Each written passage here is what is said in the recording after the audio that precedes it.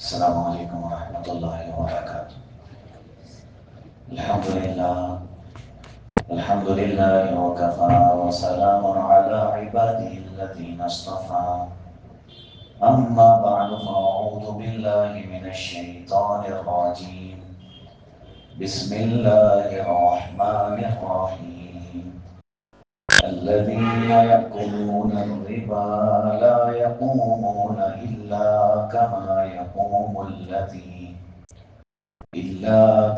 يقوم الذي يتخبطه الشيطان من المس ذلك بأنهم قالوا إنما البيع مثل الربا وأحل الله البيع وحرم الربا فمن جاءه موعظة من ربه فانتهى فله ما سلف وأمره إلى الله ومن عاد فأولئك أصحاب النار هم فيها خالدون صدق الله العظيم۔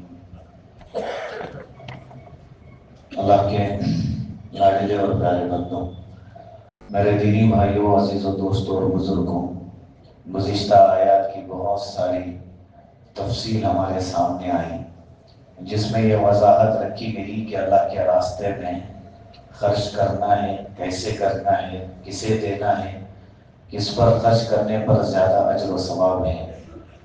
یہ ساری وضاحت گزشتہ آیات میں اللہ پاک نے بیان فرمائی۔ جو آیت آج ہم نے پڑھی ہے اس میں سود کا ذکر ہے۔ اللہ کے راستے میں خرچ کرنے کے ذکر کے فوراً بعد اس کا ذکر کرنے کی وجہ حضرات مفسرین نے یہ لکھا کہ یہ دونوں آپس میں ضد ہیں، مد مقابل جسے کہتے ہیں، ایک دم جیسے اپوزٹ بولتے ہیں۔ ذکر کرنے کی وجہ یہ ہے کہ اچھے سے سمجھ میں آئے گا کہ اللہ کے راستے میں خرچ کرنے کا جو اجر ہے وہ کتنا ہے، اس کے بالمقابل حرام لقمہ کھانے کا جو گناہ ہے وہ کتنا بڑا ہے۔ یہ چیز آسانی سے سمجھ میں آ جائے گی، اس لیے اللہ پاک نے اس کے راہ میں خرچ کرنے کے ذکر کے فوراً بعد سود کا ذکر فرمایا۔ جو سود کا مسئلہ ہے یہ بڑا ہی مشکل مسئلہ ہے، کیونکہ یہ ایک ایسی چیز ہے جسے رسول اللہ صلی اللہ علیہ وسلم نے حدیثوں میں بھی اور اللہ پاک نے قرآن کی آیات میں بڑی وضاحت سے سمجھایا کہ یہ وہ چیز ہے جو تمہیں اللہ سے دور کر دے گی۔ لون جسے کہتے ہیں، سود جسے کہتے ہیں، سودی لین دین، بلکہ عام زبان میں اگر کہا جائے تو سنگا، یہ سارے جو چیزیں ہیں نا یہ بالکل حرام ہیں۔ اس میں ذرا برابر بھی گنجائش نہیں ہے، ایک پیسے کی بھی گنجائش نہیں ہے۔ دنیا میں بھی بڑا عذاب ہے اور آخرت میں بھی بڑا عذاب ہے۔ اللہ نے یہاں اس آیت میں آخرت کا ذکر فرمایا۔ اللہ نے فرمایا یہ لوگ جو سود کھاتے ہیں وہ جب قبروں سے اٹھیں گے تو وہ ایسے کھڑے ہوں گے جیسے ان کو شیطان نے چھو کر پاگل بنا دیا ہو، یعنی ان کی حالت اصلی حالت پر وہ نہیں رہیں گے۔ اللہ نے فرمایا الذین یأکلون الربا، جو لوگ سود کھاتے ہیں، لا یقومون الا کما یقوم الذی یتخبطہ الشیطان من المس، وہ لوگ جب قبروں سے نکلیں گے قیامت کے روز تو ایسے کھڑے ہوں گے جیسے وہ شخص کھڑا ہوتا ہے جسے شیطان نے لپٹ کر پاگل بنا دیا ہو، یعنی یہ اپنی اصلی حالت پر نہیں رہیں گے، کبھی ادھر کبھی ادھر۔ سعید ابن جبیر رحمۃ اللہ علیہ نے اس آیت کے ذیل میں یہ بتایا کہ جو سود کا استعمال کرتے ہیں وہ کل قیامت کے دن جب آئیں گے تو وہ پاگل بنے ہوئے ہوں گے، ان کی حالت پاگلوں جیسی ہوگی، اور آگے فرمایا ان کی حالت ایسی ہوگی جیسے ان کا گلا دبا دیا گیا ہو۔ ایک انسان کا جب گلا دبا دیا جاتا ہے تو اس کو جو تکلیف ہوتی ہے اس تکلیف میں سود کھانے والے ہوتے ہیں۔ بہت ساری روایتیں ہیں، رسول اللہ صلی اللہ علیہ وسلم نے ایک حدیث میں فرمایا کہ اللہ اور اس کے رسول سود کھانے والے پر لعنت بھیجتے ہیں۔ یہ اتنی بڑی وعید ہے، کیونکہ اللہ لعنت بھیج رہے ہو، رسول اللہ لعنت بھیج رہے ہو، یہ بہت بڑی وعید ہوتی ہے۔ اور ایک روایت میں رسول اللہ صلی اللہ علیہ وسلم نے فرمایا، سود کھانے والا کھلانے والا، جو دے رہا ہے جو لے رہا ہے، اور ان دونوں کے درمیان میں جو گواہ بن رہا ہے، اور ان دونوں کے درمیان میں جو لکھ رہا ہے، جو کاتب ہے ان کے معاملے کو جو لکھ رہا ہے، آج کے اعتبار سے کہا جائے جو سسٹم پہ بیٹھ کے ٹائپ کر رہا ہے، ان سارے لوگوں کے بارے میں رسول اللہ صلی اللہ علیہ وسلم نے فرمایا ان سب پر اللہ کی لعنت ہے۔ اور آگے جو بات رسول اللہ نے فرمائی نا، کیونکہ انسان خود بھی اگر بچ رہا ہے آخر درجے میں رہبری تو کر دے گا کہ فلاں جگہ جاؤ تمہیں مل جائے گا۔ اللہ کے رسول نے فرمایا یہ سب کے سب گناہ میں برابر ہیں، ان کو عذاب بھی برابر ملے گا۔ یہ نہیں کہ کھانے والے کو صرف، کیونکہ لوگ بولتے نا میں تو نہیں کھا رہا ہوں، بس میں نے بتایا تھا کہ فلاں جگہ لے لو، میں نے راستہ دکھایا، یا پھر میں مجبوری میں گواہ بن گیا تھا۔ رسول اللہ نے فرمایا یہ سب کے سب گناہ میں برابر ہیں، سب کو برابر۔ اور اللہ کے رسول صلی اللہ علیہ وسلم نے بتایا کہ جب اللہ نے مجھے، میں جب معراج کے سفر پر گیا تو پھر میں نے وہ منظر دیکھا کہ ایک وہ انسان ہے جو خون کے اندر پڑا ہوا ہے، وہ پورے خون میں اندر گھسا ہوا ہے، باہر نکلنے کی کوشش کرتا ہے، لیکن فرشتہ دوبارہ پتھر مار کے اسے اسی خون میں ڈبوتا ہے۔ میں نے جبرائیل سے پوچھا جبرائیل یہ کون ہے؟ تو حضرت جبرائیل علیہ السلام نے فرمایا یہ عذاب تمہاری امت کے سود خوروں کو ملے گا، یہ عذاب ان کو ملے گا۔ بلکہ ایک روایت میں اور وضاحت سے ملتا ہے کہ رسول اللہ صلی اللہ علیہ وسلم نے فرمایا کہ میں نے جب دیکھا کہ ایسے لوگ ہیں جن کے پیٹ وہ گھروں کے مانند ہیں، اتنے بڑے پیٹ ہیں جیسے پورا گھر ہو، اور ان کے پیٹ میں سانپ داخل تھے۔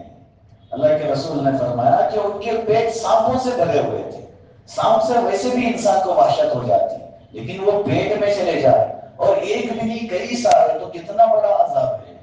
اور اللہ کے رسول صلی اللہ علیہ وسلم نے صاف بتایا، یہ نہیں کہ جبرائیل نے مجھے بتایا کہ ان کے پیٹوں میں سانپ ہے، بلکہ رسول اللہ نے فرمایا ان کے پیٹ کے اوپر کے حصے سے مجھے پتا چل رہا تھا کہ اندر سانپ کھیل رہے ہیں۔ اور اللہ کے رسول نے پوچھا جبرائیل یہ کس کا عذاب ہے؟ رسول اللہ صلی اللہ علیہ وسلم کے پوچھنے پر حضرت جبرائیل علیہ السلام نے فرمایا رسول اللہ یہ آپ کی امت کے سود خوروں کو عذاب ہوگا۔ اور اللہ کے رسول صلی اللہ علیہ وسلم نے یہ بھی بتائی، میں آپ کے سامنے وضاحت سے یہ بات رکھ رہا ہوں، نبی نے فرمایا کہ امت کے قریب ہر انسان سود کھا لے گا، بہت مشکل ہو جائے گا، اللہ ہماری حفاظت فرمائے۔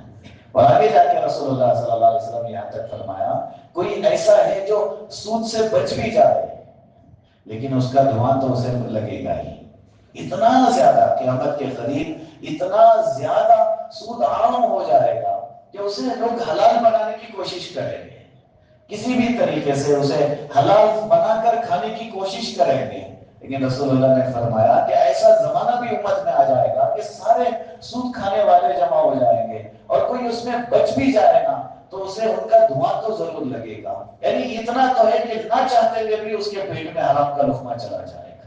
اللہ ہماری حفاظت فرمائے۔ آج غیر محسوس طریقے سے ہمارے پیٹوں میں وہ لقمہ جانے لگا ہے، ہمیں احساس نہیں ہے۔ میں ایک مثال آپ کے سامنے رکھ رہا ہوں، ہمارا جو سیونگ اکاؤنٹ ہوتا ہے بینک کا، اس کی جو زائد رقم ہماری بینک والے جو ڈال دیتے ہیں یہ کون سی رقم ہے؟ یہ وہی سود والی رقم ہے، اور کتنے لوگ ہیں ہم میں سے جو اس کا حساب نکال کے اسے نکال کے غریبوں میں دے دیتے ہیں، مہینے 2 مہینے 3 مہینے میں تھوڑے سے پیسے بینک والے ہم نے جو سیونگ رکھا ہوا ہے اس پر تھوڑے سے پیسے جو ہمیں ڈال دیتے ہیں، کون ہے جو حساب کر کے اسے نکال رہا ہے؟ وہ ہم استعمال کر لیتے ہیں۔ یہ بڑی احتیاط والی چیز ہے، کیونکہ ہمارے اکابر نے احتیاط کر کے بتایا، خود امام ابو حنیفہ رحمۃ اللہ علیہ کے بارے میں لکھا ہے کہ وہ ایک مرتبہ وہ کسی قرض جو ان سے قرض لیا تھا اس کے گھر کے پاس گئے، اسے آواز دی، وہ باہر آ کے اس نے دیکھا کہ امام ابو حنیفہ قرض کے پیسے لینے کے لیے آئے ہیں لیکن کھڑے دھوپ میں ہیں، چھاؤں میں نہیں کھڑے ہیں۔ اس نے کہا حضرت آپ میرے گھر کے سائے میں کھڑے ہو سکتے ہیں، یہاں تو چھاؤں ہے۔ وہ کہنے لگے بھائی یہ تو سود ہو جائے گا، میں نے اگر تجھ سے یہ پیسے لینے کے لیے آیا ہوں اور تیرے اس چھاؤں سے میں نے فائدہ اٹھا لیا تو میرا دل تو یہ کہتا ہے کہ میں نے زائد فائدہ تجھ سے حاصل کر لیا۔ اس لیے رسول اللہ صلی اللہ علیہ وسلم کی حدیث یاد آتی ہے، نبی نے فرمایا کسی سے قرض کا معاملہ ہوا ہے کہ تم نے اس اسے قرض دیا، اب تمہارے درمیان میں وہ جو قرض لیا ہے اس نے اگر تمہیں ہدیہ دے تو اس کا ہدیہ قبول نہ کرو، کیونکہ وہ بھی سود ہے۔ وہ تمہارے قرض کے معاملے میں تم نے قرض دیا، اس نے بڑھا کے کچھ دینے کے لیے ہدیہ دے رہا ہے، لیکن وضاحت فرمائی رسول اللہ صلی اللہ علیہ وسلم نے کہ اگر پہلے سے تمہارے درمیان میں ہدیے کا لین دین ہے، پہلے سے ایسا معاملہ ہے کہ وہ تمہیں ہدیہ دیتے آیا ہے اور تم اسے ہدیہ دیتے آئے ہو، اگر ویسا ہی انسان دے رہا ہے اور تم نے اسے قرض دیا ہے تو مسئلہ نہیں ہے، صرف اس بنیاد پر کہ تم نے اسے قرض دیا ہے اور وہ تمہیں ہدیہ دے رہا ہے، رسول اللہ نے فرمایا وہ لینے کی اجازت نہیں ہے، وہ مت لینا۔ یہ بڑی احتیاط والی چیز ہوتی ہے۔ ایک صاحب نے اپنے بچے کو دیکھا کہ وہ جب اپنے دینار کو توڑ رہا تھا تو ان دیناروں پر لگی ہوئی مٹی کو جھاڑ جھاڑ کے صاف کر رہا تھا۔ انہوں نے پوچھا بیٹا یہ کیا کر رہے ہو؟ انہوں نے کہا ابا دینار کو تول رہا ہوں اور ایک طرف رکھے ہوئے دینار کو اس لیے صاف کر رہا ہوں کیونکہ اس میں مٹی ہے، وہ کتنی مختصر ہوگی جو ان سکوں پہ پڑی ہوگی، لیکن بچہ اسے صاف کر رہا ہے۔ تو انہوں نے دیکھا کیوں صاف کر رہے ہو؟ تو اس بچے نے کہا کہ اس مٹی کے وزن میں جو زیادتی آ جائے گی وہ سود میں داخل ہو جائے گا۔ انہوں نے کہا بیٹا تو حج اور عمرے سے بھی زیادہ ثواب پا چکا ہے۔ ذرا یہ جو عمل ہے نا، تو بظاہر ایک معمولی چھوٹے سے ذرات کو ان سکوں سے پاک کرتے ہوئے تیرا ارادہ یہ ہے کہ میں سود سے بچ جاؤں، پھر تیرا یہ عمل اللہ کی نظروں میں تیرے حج اور عمرے کے ثواب سے بھی زیادہ ہے۔ اور یہ ایک حرام کا لقمہ رسول اللہ صلی اللہ علیہ وسلم نے فرمایا پاک کرنے کے لیے جہنم میں جانا ضروری ہے، اس کے بغیر وہ حرام کا لقمہ جو پیٹ میں گیا اور جسم کا حصہ بڑھ گیا، میرے نبی نے فرمایا یہ تو جہنم میں جا کر ہی پاک ہوگا۔ اور رہا اللہ سے تعلق کا مسئلہ، ایک حرام کا لقمہ 40 دن کی ساری عبادتیں ختم ہو جائیں گی۔ آج بچنا لوگ کہتے بہت مشکل ہے، بینک سے معاملے کے بغیر تو ہمارا کاروبار چلانا مشکل ہے، اس لیے الگ الگ تدبیریں لوگ بنانے لگے ہیں۔ میں ایک مسئلہ واضح طور پہ آپ حضرات کے سامنے رکھ رہا ہوں، پارٹنرشپ کا بڑا زور چل رہا ہے، لوگ پیسے ڈالتے ہیں اور نفع کماتے ہیں، اس میں یہ شرط رکھے ہوتے ہیں کہ میں پیسے ڈال رہا ہوں صرف منافع لوں گا، نقصان ہوگا تو میرا نہیں، جو نقصان ہے اس میں شریک نہیں ہوتے، نفع میں شریک ہو کے کاروبار کر رہے ہوتے، یہ بھی حرام ہے، یہ بھی جائز نہیں۔ نفع اور نقصان میں دونوں میں شریک ہونا ہے، صرف نفع میں شریک ہو کے نقصان میں شرکت نہ کرنا، یہ بھی علماء نے لکھا، فقہاء نے لکھا کہ یہ بھی صحیح نہیں ہے۔ اور جس سے معاملہ کر رہے ہیں، قرض میں پیسے دے رہے ہیں اور واپسی میں تھوڑے زائد پیسے لے رہے ہیں اور یہ کہہ رہے ہیں کہ ہم دونوں نے رضامندی سے یہ معاملہ طے کیا ہے، میں اسے 10,000 روپے دوں گا، جب وہ لوٹائے گا تو 12,000 دے دے گا، وہ بھی راضی ہیں میں بھی راضی ہوں، قسم خدا کی ہمارے راضی ہونے سے شریعت کا حکم نہیں بدلتا۔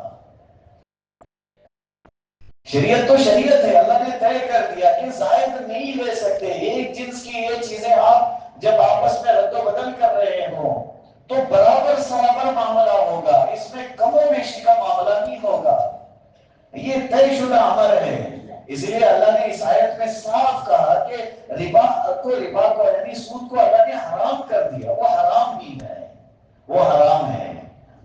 اب کوئی یہ کہے کہ کیوں حرام ہے، تو سب سے پہلی بات یہی ہے کہ اللہ نے حرام کیا اس لیے حرام ہے کیونکہ اللہ ہمارا خالق بھی ہے اور مالک بھی ہے، اس نے پیدا بھی کیا اور ہمارے جسم پہ ہمارے پوری زندگی پہ اسی کا اختیار ہے، وہ جو چاہتا ہے وہ ہمارے اوپر اپنا حکم ڈال سکتا ہے، ہمیں اختیار نہیں ہے کہ ہم اس پہ سوال اٹھائیں کیوں ایسا کیوں ہے، اللہ نے فیصلہ کر دیا بس ختم ہے، پہلی چیز۔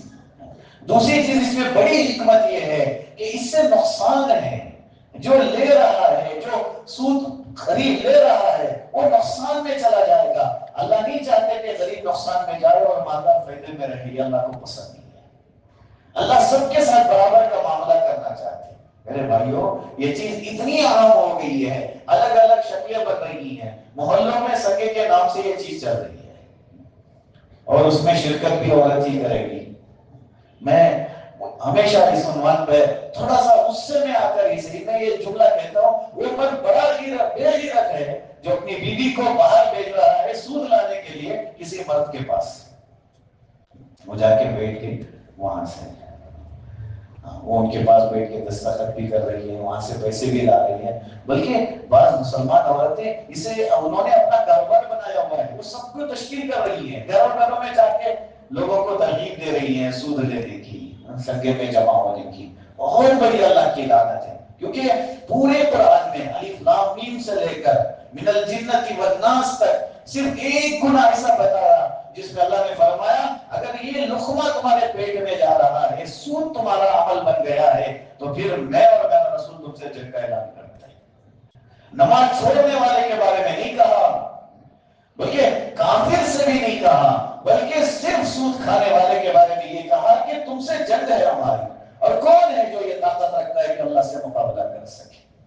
کس میں اتنی ہمت ہے کہ اللہ سے جنگ کر سکے، اللہ اور اس کے رسول کے مقابلے میں کھڑے ہونے کی کس میں طاقت ہے؟ اور آگے جو حضرات مفسرین نے لکھا بڑا ڈرانے والا جملہ ہے، جب دو لوگوں میں آپس میں جھگڑا ہوتا ہے، لڑائی اور جنگ ہوتی ہے، تو ہر ایک اس میں سے یہ کوشش کرتا ہے کہ سامنے والے کی سب سے قیمتی چیز کو نقصان پہنچائے۔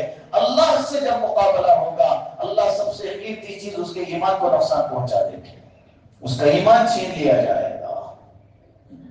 ابھی تو رسول اللہ صلی اللہ علیہ وسلم نے فرمایا کعبے میں آ کے، اور آئے بھی ایسے ہیں کہ بڑی مشقت سے سفر کیا، پورے جسم میں گرد و غبار ہیں، بال بکھرے ہوئے ہیں، پریشان حال ہیں، اتنی پریشانی کہ سب کو ترس آ جائے، لیکن اللہ کے سامنے کھڑے ہو کے اللہ اللہ بلا رہے ہیں۔ نبی نے فرمایا کھانا پینا پہننا سب حرام ہے، سر کے اوپر بھی اس کی دعا نہیں جا رہی۔ آج مسئلہ وہی ہے، مسلمانوں کے عام مجمع کو یہ شکایت ہے کہ ہماری دعائیں قبول نہیں ہوتی، ہم اللہ اور اس کے رسول کے لعنت کے شکار ہوتے ہیں۔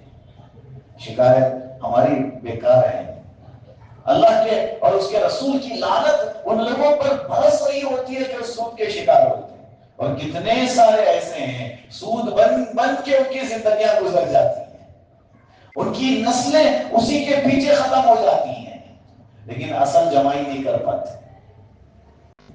اور بہت سارے ایسے بھی ہیں معاملہ سب ٹھیک چل رہا ہوتا ہے، صرف کاروبار کو بڑھانے کے لیے اس میں گھس جاتے ہیں، انہیں نہیں پتا کہ یہ کاروبار کو بڑھانے کے لیے جو ایک قدم انہوں نے آگے بڑھایا یہ اللہ اور اس کے رسول کے خلاف جنگ کے لیے۔ اس لیے اللہ نے یہاں وجہ بیان فرمائی کہ ان لوگوں کا یہ جو معاملہ ہوگا کہ وہ پاگل بنے کھڑے ہوں گے، قبروں سے اٹھیں گے ایسے جیسے پاگل ہو گئے، جی کسی کو جن جیسے پکڑ گیا ہو، جیسے وہ عجیب عجیب حرکتیں کرتے ہیں، کبھی ادھر جا رہے ہیں، کبھی عجیب عجیب باتیں کر رہے ہیں، کبھی پاگل کی طرح دیوانوں کی طرح سر پھوٹے جا رہے ہیں، کپڑے پھاڑے جا رہے ہیں۔ اللہ نے فرمایا کل قیامت کے دن جب قبروں سے اٹھیں گے تو ان کی حالت ایسی ہوگی، اور ایسی کیوں ہوگی؟ کیونکہ وہ لوگ یہ کہتے ہیں بِأَنَّهُمْ قَالُوا، اس وجہ سے کہ ان لوگوں نے یہ کہا تھا کہ جو کاروبار ہے یہ بھی سود ہی کی طرح ہے۔ یہ ان کی بڑی غلط فہمی ہے، وہ یہ سوچ رہے ہیں کہ کاروبار کر رہے ہیں، ہم پیسے دے رہے ہیں، سامنے والا وہ اپنی چیز دے رہا ہے، نفع تو پھر بھی ہو رہا ہے اسے، تو مجھے اس میں نفع اٹھا سکتے ہیں تو سود میں کیوں نفع نہیں اٹھا سکتے؟ یہاں جا کے انہوں نے اپنی عقل لگائی اور بیکار لگائی، کیونکہ جو چیز کا معاملہ ہو رہا ہے پیسے الگ ہے، وہ چیز الگ ہے۔ پیسوں کے معاملے میں جسے قرض کہا جاتا ہے عموماً، وہاں زیادتی کمی کی اجازت نہیں ہے۔ چیز کے معاملے میں جیسے مثال کے طور پہ ایک انسان 1 کلو کھجور دے رہا ہے، سامنے والا انسان جب اسے واپس لوٹائے گا تو وہ بھی 1 کلو کھجور ہی دے گا، 1 کلو کھجور کے بدلے میں 1 کلو کھجور ہی دے گا۔ وہ اگر 1.5 کلو دے رہا ہے یہ سود ہو جائے گا۔ ایک انسان پیسے دے رہا ہے اور سامنے والا انسان اس کے بدلے میں پیسے دے رہا ہے، 1000 کے بدلے میں اگر 1200 دے تو سود ہو جائے گا، تھوڑے بھی اگر بڑھا دیں۔ اور میں بڑے درد سے یہ روایتیں سنا رہا ہوں، اس پر اگر عمل کرنے کی نیت سے سنیں گے تو فائدہ ہو جائے گا۔ رسول اللہ صلی اللہ علیہ وسلم نے فرمایا سود کے 70 سے زیادہ باب ہیں، دروازے ہیں، حصے ہیں، سب سے ادنا حصہ ماں کے ساتھ زنا کرنے کے برابر ہے۔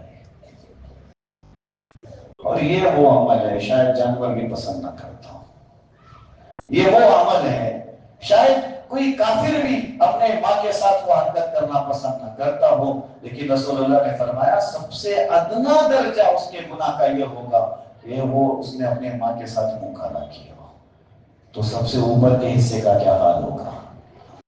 اور ایک روایت میں اتنی وضاحت سے بتایا گیا، رسول اللہ صلی اللہ علیہ وسلم نے فرمایا کسی نے صرف 1 درہم سود کا کھایا، کوئی بڑے پیسے نہیں، یہ بھی آج بہت گمراہی کے شکار میں، زیادہ نہیں بس 1% ہے، بہت سارے لوگ یہ کہہ رہے ہوتے ہیں زیادہ نہیں بس 1% ہی دینا ہے، زیادہ کہاں ہے؟ اللہ کے رسول صلی اللہ علیہ وسلم نے فرمایا کسی نے صرف 1 درہم سود کا استعمال کیا، 36 مرتبہ زنا کرنے کے برابر گناہ کیا ہے۔ 30 پر 6 مرتبہ گناہ کرنا، زنا کرنا جو گناہ ہے اس سے زیادہ گناہ 1 درہم سود کا کھانا ہے۔ اب اس سے امت کو آنا بہت ضروری ہے۔ وہ کہتے مشکل ہے، بہت مشکل ہو رہی ہے۔ کافروں نے یہی کیا تھا کہ یہ کیسی شریعت ہے، اس میں کاروبار کو تو یہ کاروبار تو حلال کہہ رہے ہیں، صحیح کہہ رہے ہیں، لیکن سود کو کیوں یہ حرام کر رہے ہیں؟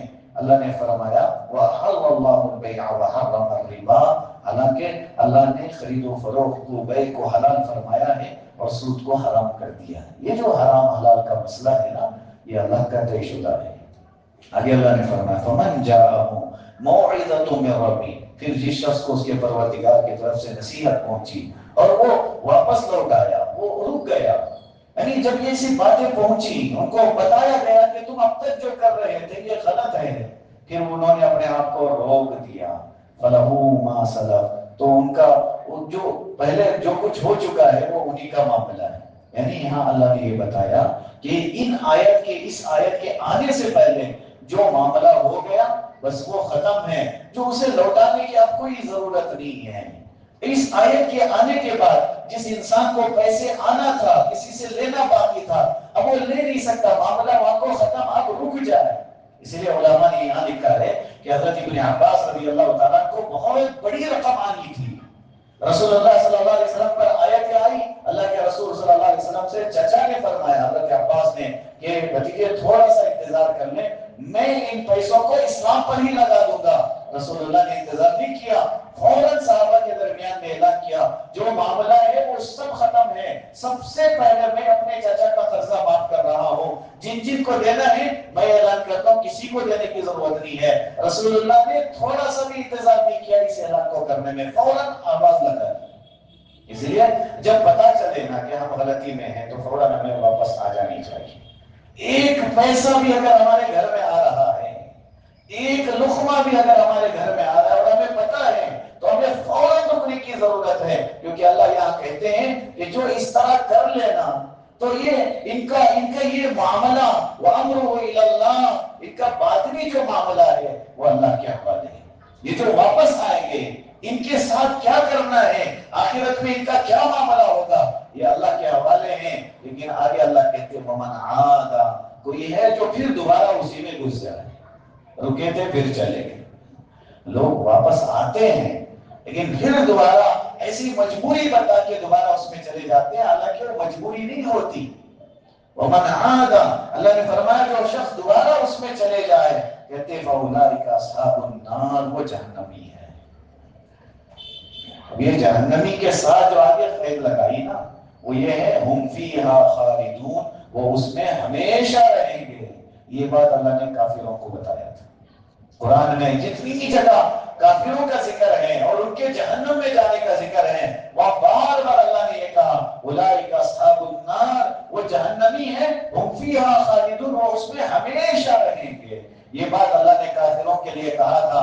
یہاں جب سود کا مسئلہ آیا اللہ نے پھر فرمایا کوئی ہے جو رک جاتا ہے، حرام میں جانے سے اپنے آپ کو روک چکا ہے، پھر دوبارہ اسی میں جا رہا ہے، اللہ کہتے ہیں جہنمی ہے۔ اولئک اصحاب النار، یہ جہنم والوں میں سے ہو جائے گا۔ اور آگے اللہ نے فرمایا ہم فیہا خالدون، یہ اس میں ہمیشہ رہے گا۔ تو اس میں بعض حضرات مفسرین نے یہی لکھا کہ بات اس لیے ہے کیونکہ یہ اللہ کی بات کا انکار کر کے دوبارہ اس میں جا رہے ہیں۔ اللہ جب کہہ رہے وہ حرام ہے تو دوبارہ جانے کا مطلب یہ ہے کہ اس نے اللہ کی بات کا انکار کیا ہے، تب جا کے دوبارہ اس میں جا رہا ہے۔ اور جو بھی اللہ کی بات کا انکار کرے گا وہ مسلمان کہاں رہتا ہے، وہ ایمان والا کہاں رہتا ہے؟ میرے بھائیوں آج معاشرے میں یہ چیز بہت پھیلی ہوئی ہے، بہت عام ہے۔ جو لوگ اس میں جا چکے ہیں وہ واپس آنے کو بہت مشکل سمجھتے ہیں، حالانکہ مشکل نہیں ہے۔ جب وہ ارادہ کر لینا کہ اللہ یہ چیز ایسی ہے جو مجھے تجھ سے دور کر دے گی، اور مجھ میں اتنی طاقت کہاں ہے کہ میں تجھ سے دور ہو سکوں، ارادہ کر کے آگے آئے نا، پھر اللہ راستے بنائے۔ بہت سارے ہیں جو ایک مرتبہ صرف کسی چھوٹے سے تقاضے پہ گھستے ہیں اور گھستے چلے جاتے ہیں، ان کی زندگیاں اس میں کٹ جاتی ہیں، اور وہ ہمیشہ لینے سے پہلے یہ سوچتے ہیں کہ بس تھوڑا سا ہی تو ہے، 1% میں جا رہا ہوں، یہ ختم ہو جائے گا، بس معاملہ ختم کر لوں گا، پھر دوبارہ زندگی میں کبھی نہیں لوں گا، لیکن اسے ختم کرنے کے لیے پھر سے لینا پڑے گا۔ اس طرح کرتے کرتے بہت سارے لوگ کبھی بستی چھوڑ رہے ہیں، اور بہت سارے لوگ ایسے بھی ہیں جو اپنی زندگی چھوڑ رہے ہیں، بہت سارے۔ ابھی ہمارے کرناٹک میں شاید وہ ویڈیو ایک بہن نے ڈالا خودکشی کرنے سے پہلے، اس میں بتا رہی ہے کہ ہم اتنا سود بن چکے ہیں، اب ہمارے پاس طاقت نہیں ہے۔ میرے شوہر کی میرے اس خودکشی میں کوئی ہاتھ نہیں ہے، اس نے بڑی کوشش کی، خود بھوکے رہ کر قرض ادا کرنے کی کوشش کی ہے، لیکن اس کے باوجود بھی ہم سود نہیں چکا پا رہے ہیں، اس لیے میں نے یہ قدم اٹھایا ہے، پھر اس نے خودکشی کر لی۔ میرے بھائیوں، حرام میں سکون ہو ہی نہیں سکتا، یہ طے شدہ بات ہے، یہ سوال ہی پیدا نہیں ہوتا۔ کوئی یہ سوچے نا کہ میں سود کے لے کے بڑا انسان بن جاؤں گا، تو کون سا بڑا انسان ہے جو اللہ کی نظروں سے گرا ہوا ہے؟ یہ کون سا بڑا انسان ہے جو رسول اللہ صلی اللہ علیہ وسلم کو چہرہ دکھانے کے قابل نہیں ہے؟ اس لیے آج تھوڑے سے پیٹ کو بھرنے کے لیے، اپنی اولاد کا پیٹ بھرنے کے لیے حرام میں گھسنے کی ضرورت نہیں ہے، اور گھسا کے فائدہ بھی کیا ہے؟ رسول اللہ نے جیسے بتایا کہ پیٹوں میں سانپوں کو چلتے پھرتے رسول اللہ نے دیکھا، کتنا بڑا عذاب ہے۔ اللہ کے رسول صلی اللہ علیہ وسلم فجر کی نماز کے بعد صحابہ سے پوچھتے تھے، کیا کوئی کسی نے کوئی خواب دیکھا ہے؟ صحابہ کہتے ہیں رسول اللہ ہم نے یہ خواب دیکھا، تو رسول اللہ اس کی تعبیر بتاتے تھے۔ ایک دن اللہ کے رسول صلی اللہ علیہ وسلم نے پوچھا کسی نے خواب دیکھا؟ صحابہ نے کہا رسول اللہ آج ہم نے خواب نہیں دیکھا۔ نبی نے فرمایا میں نے دیکھا۔ پھر اللہ کے رسول نے خواب سنایا کہ اللہ کے رسول نے فرمایا کہ 2 فرشتے آئے مجھے اپنے ساتھ لے کے گئے۔ نبی کا خواب ہے وہ حقیقت ہوتی ہے۔ اللہ کے رسول نے فرمایا مجھے لے کے گئے اور مجھے عذابات بتائے گئے، اور اس میں اللہ کے رسول نے سود کھانے والوں کے عذاب کا ذکر فرمایا، وہ ساری چیزیں بتائی جو میں نے پچھلی روایتوں میں بتایا کہ خون میں بھرے خون میں پڑا ہے، کیونکہ سود کھانا خون چوسنا ہوتا ہے۔ اس لیے اس آیت کے ذہن میں حضرت مفسرین نے یہ بھی لکھا، پچھلی آیت میں غریب کی مدد کرنا مقصود تھا، اس آیت میں غریب کا خون چوسا جا رہا ہے، تو فوراً اللہ نے انہی آیتوں کا ذکر فرمایا کہ یہ عمل بہت برا عمل ہوتا ہے، اس لیے اللہ نے ان کے سلسلے میں فیصلہ کیا کہ یہ جہنمی ہے اور ہمیشہ رہے گی۔ علماء نے ایک واقعہ بھی لکھا ہے کہ ایک صاحب تھے حبیب عجمی ان کا نام لکھا ہے، یہ بڑے سود خور تھے، لوگوں کو سود پہ دیا کرتے تھے۔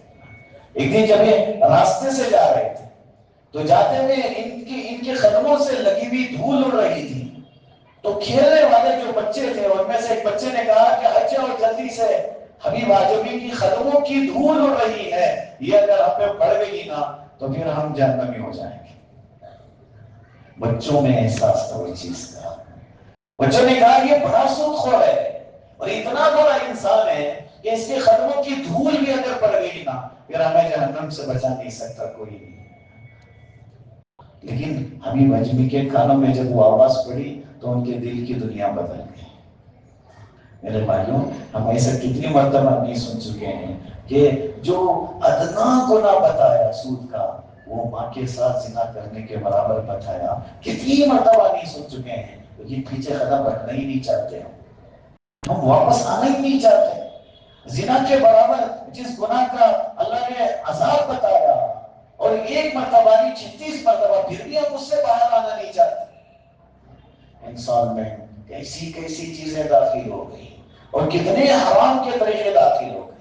یہ جو گھر لینے کا مسئلہ ہے، گھر لینے لوگ جا رہے ہیں اور بڑا اماؤنٹ دے کے لیتے ہیں، کہتے ہیں ہم جو ایڈوانس ہے یہ ہم بڑی رقم دے دیں گے، بس اس کا بڑھا نہیں بنے گے، واپس جب لیں گے ساری رقم لے لیں گے، اتنے دنوں سے جو آپ نے اس گھر کا فائدہ اٹھایا اس کا آپ نے کیا حق ادا کیا؟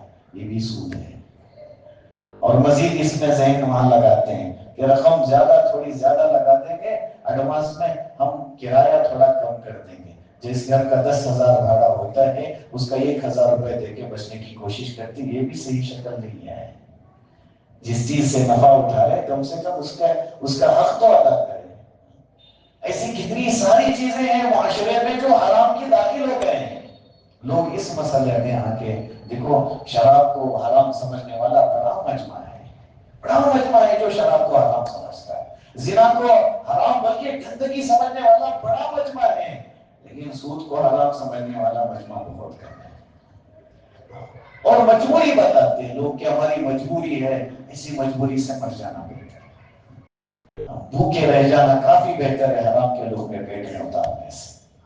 اللہ کو ناراض کر کے عیش و آرام کی زندگی سے لاکھ درجے بہتر ہے جھوپڑی میں زندگی کاٹ لے، لاکھ درجے بہتر ہے روزانہ حرام کے لقموں میں بہترین غذا کھانے سے بہتر ہے سوکھی روٹی کھا کے زندگی کر لیں، لیکن اللہ سے جنگ کرنے کی طاقت تو ہمارے پاس نہیں ہے۔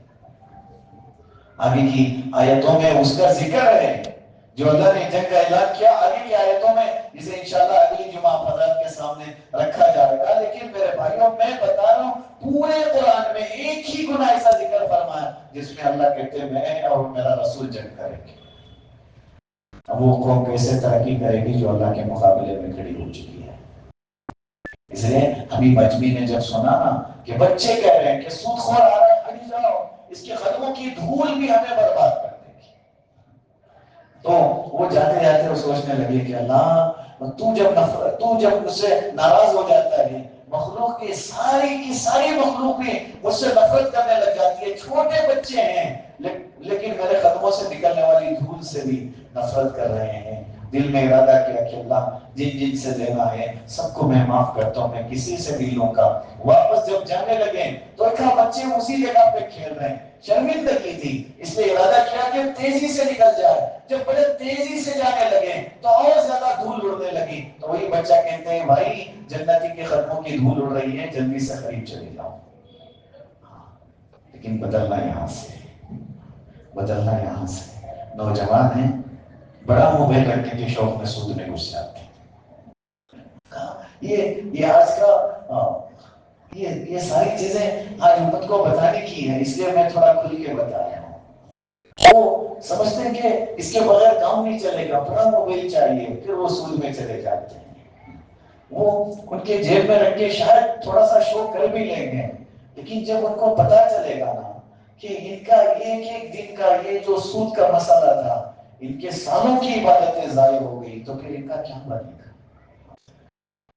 یہ جا کے سجدے میں سر رکھ کے رگڑتے تھے، اللہ سے دعائیں مانگتے تھے اور امید لیے بیٹھے تھے کہ اللہ بڑا اجر دے گا، لیکن جب یہ اللہ کے پاس گئے اللہ نے کہا کہ نہیں۔ دیکھو ابھی قریب میں ایک غیر قوم نے ایک ساتھی کو بتایا کہ شراب جو انسان پیتا ہے اس کے جسم میں ایک قطرہ بھی جاتا ہے تو اس قطرے کا 40 دن تک اس کے جسم میں اثر رہتا ہے۔ حدیث میں غور کر کے دیکھو رسول اللہ نے کب فرمایا ایک لقمہ 40 دن کی عبادتیں ضائع ہو جائیں گی۔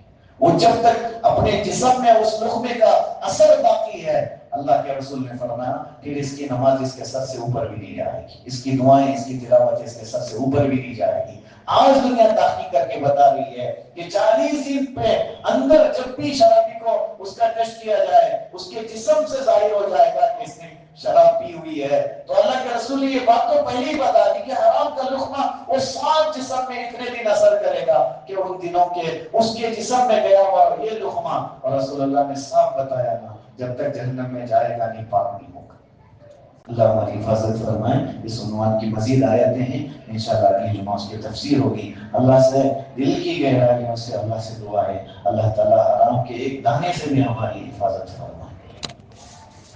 الحمدللہ رب العالمین، اللہم صلی علی سیدنا شفیعنا حبیبنا مولانا محمد وبارک وسلم۔ اللہم لا سہل الا ما جعلته سہلا وانت تجعل الحزن سہلا اذا شئت۔ اللہم ایدنا بتائیدک یا رب العالمین۔ اللہ ہمیں معاف فرما، اللہ ہمیں معاف فرما۔ اللہ ہمیں معاف فرما، اللہ ہمارے گناہوں کو معاف فرما، ہمارے خطاؤں سے درگزر فرما۔ اللہ بڑی زندگی تیری نافرمانی میں گزار چکے ہیں، اللہ ہمارے ظاہر اور باطن کو ہم نے گندا کیا ہوا ہے، اللہ ہمیں معاف فرما دے۔ اعمال میں کمزوری ہے، ایمان میں کمزوری ہے، یقین میں کمزوری ہے، اخلاص میں کمزوری ہے، اللہ ہر عمل میں کمزوری ہے، اللہ ہمیں قوت نصیب فرما دے۔ اللہ ہماری روزی کو پاک و صاف فرما دے، مقدر والی روزی، اللہ حرام کے لقمے سے بھی ہماری حفاظت فرما دے، حلال روزی نصیب فرما، اللہ حلال روزی نصیب فرما، اللہ حرام کے دانے سے بھی ہماری حفاظت فرما۔ ویسے بھی ہماری عبادتیں بڑی کمزور ہیں، اگر یہ قبول نہ ہوئی تو پھر ہم ہلاک اور برباد ہو جائیں گے۔ اللہ دنیا میں سود عام ہو چکا ہے، اللہ کئی ساری شکلیں بن گئی ہیں، بہت سارا مجمع ہے جو اسے سود بھی نہیں سمجھتا اور اس کے اندر داخل ہوتا جا رہا ہے۔ اللہ ہماری بہنیں تک اس کا شکار ہو گئی ہیں، اللہ امت کی مائیں تک اس کا شکار ہو گئی ہیں۔ اللہ امت کو صحیح سمجھ نصیب فرما، امت کو صحیح سمجھ نصیب فرما۔ اللہ امت کا بہت بڑا مجمع بیمار ہے، سب کو صحت نصیب فرما۔ جو قرض میں ڈوبے ہوئے ہیں قرض کی ادائیگی کی شکل صورتیں پیدا فرما، جو قیدوں میں بند ہیں رہائی کے فیصلے فرما، جتنے بے نکاح ہیں نکاحوں کے نظم فرما، جتنے بے اولاد ہیں نیک صالح اولاد نصیب فرما، جو صاحب اولاد ہیں اپنے بچوں کی صحیح تربیت کرنے کی توفیق نصیب فرما۔ اللہ امت کے تمام مرحومین کی مغفرت فرما، ہمیں اخلاص نصیب فرما، عمل والی زندگی نصیب فرما۔ ہماری ضرورتیں اللہ آپ ہم سے بہتر جانتے ہیں، ہماری دنیاوی اخروی ضرورتوں کو اپنے خزانے غیب سے پوری فرما۔ اللہ اس مجمع کو، ان بھائیوں کو قبول فرما، ان کے بیٹھنے کو اور سننے کو قبول فرما، قرآن کی تفسیر کو سن رہے عمل کی توفیق نصیب فرما۔ یا اللہ ہماری دعاؤں کو اپنے فضل سے قبول فرما۔ جزا اللہ عنا محمد و آلہ صلی اللہ علیہ وسلم۔ سبحان ربک رب العزة عما یصفون وسلام علی المرسلین والحمد للہ رب العالمین۔